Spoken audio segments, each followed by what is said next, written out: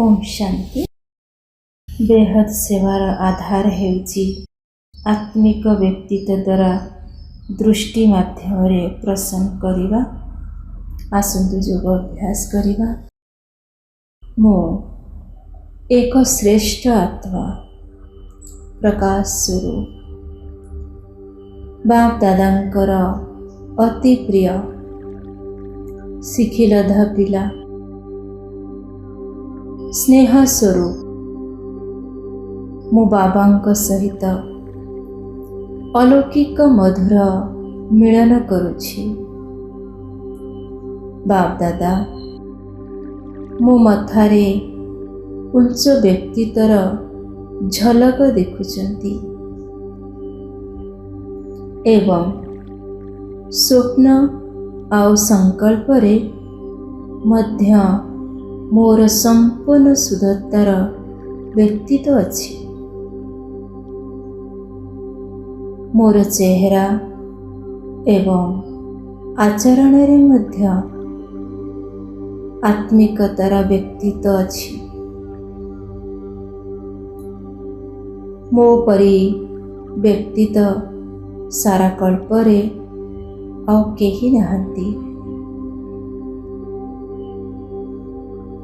कारण उच्चर उच्चा परमात्मा मोर श्रेष्ठ व्यक्तित्व गढ़िचंती।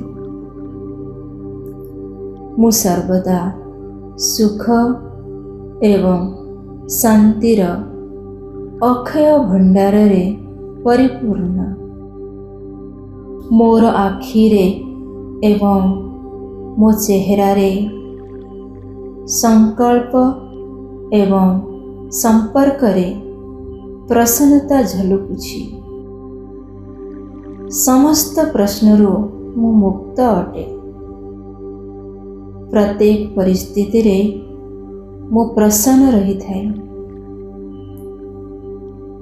मोर प्रसन्नता दृष्टि रे कौनसी प्रकार आत्मा होंतु ना काहींकी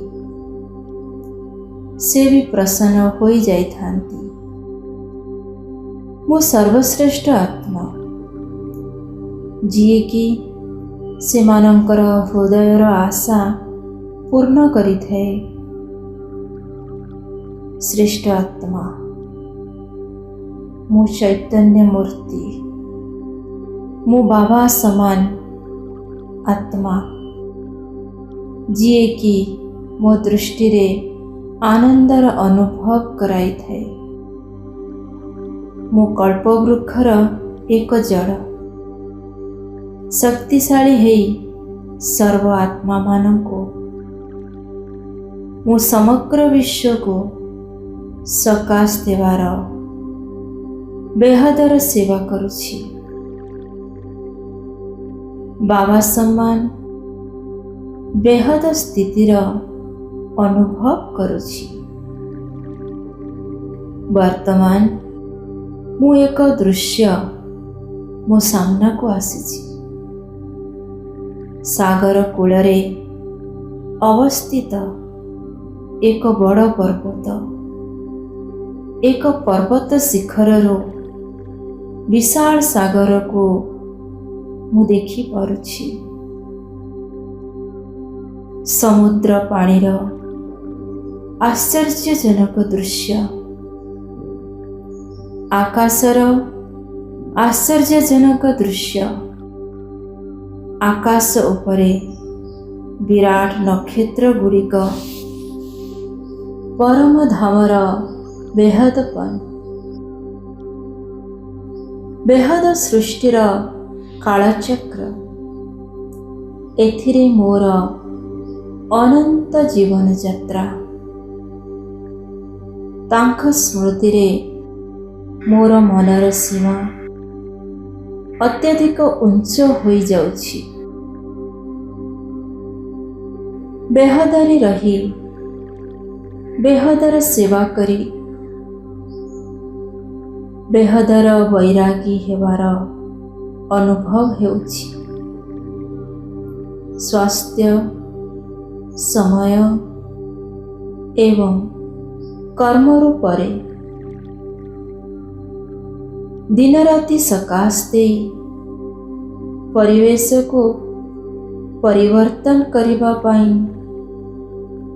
ବେହଦ ସେବାରେ ମୁଁ ମଗନ ଅଟେ। ବେହଦ ଭିତରକୁ ଯାଇ ଅନେକ ହଦରର କଥା ଏବଂ ସମସ୍ୟା ଗୁଡ଼ିକୁ ପଛରେ ଛାଡ଼ି ଦେଇଛି। ଯେପରି ବ୍ରହ୍ମା ବାବାଙ୍କ ଭିତରେ ବାବା ଅନ୍ତର୍ଭୁକ୍ତ, ସେମିତି ମୁଁ ମଧ୍ୟ ବାପଦାଦାଙ୍କୁ ନିଜ ଭିତରେ ଅନୁଭବ କରି ସମସ୍ତଙ୍କୁ ମୋ ଦୃଷ୍ଟିରେ ପରିବର୍ତ୍ତନ କରୁଛି। ମୁଁ ସମସ୍ତ ଆତ୍ମାମାନଙ୍କୁ ଶାନ୍ତିର ଗୁଣର ସହଯୋଗ ଦେଉଛି।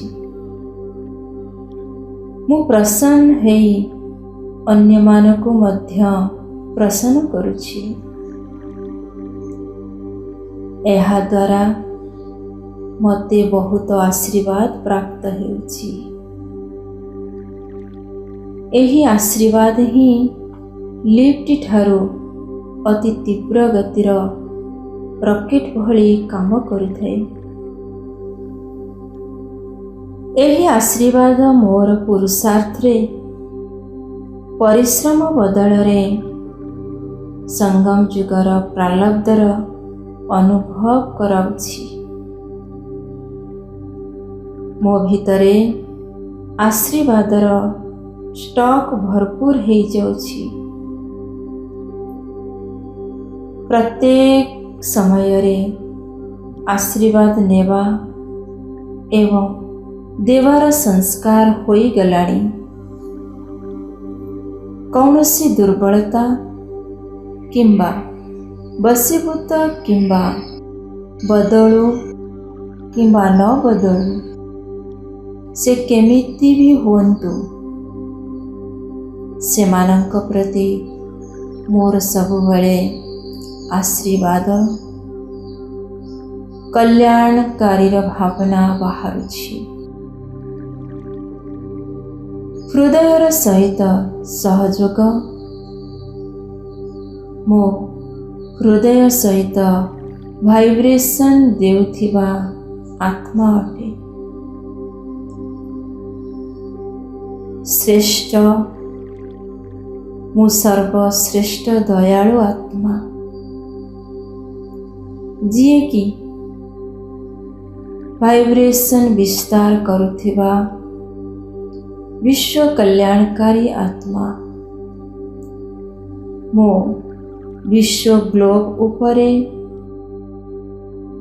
ବାପ ଦାଦାଙ୍କ ଠାରୁ ଆସୁଥିବା ଆଲୋକର ଚମକୁଥିବା ଗୋଲ୍ଡେନ୍ କିରଣ ମୋ ଉପରେ ପଡ଼ୁଛି ଏବଂ ଏହି କିରଣ ଗୁଡ଼ିକ ଗ୍ଲୋବ ଉପରେ ବ୍ୟାପି ଯାଉଛି।